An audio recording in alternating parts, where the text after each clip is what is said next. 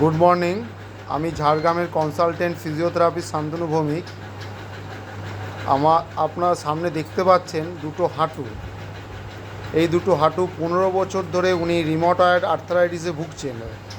প্রচুর ব্যথা, হাঁটাচলা করতে খুবই অসুবিধা এবং হাঁটুটা ভাঁজ করতে পারতেন না।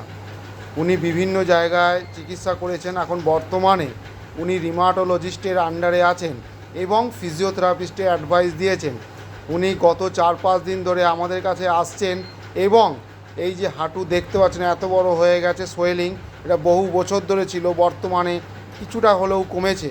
3-4 দিন ফিজিওথেরাপি করার পর কিছুটা হলেও কমেছে এবং উনি যেটা অসুবিধা ছিল ব্যথা এবং হাঁটুটা ভাঁজ করতে পারতেন না, মানে flexion of the knee joint ওনার হতো না, ঠিক আছে, সেইটা আমরা প্রায় করে দিতে পেরেছি। আপনি ভাঁজ করুন হাঁটুটা, দেখি, ভাঁজ করুন, ভাঁজ করুন, আবার সোজা করুন।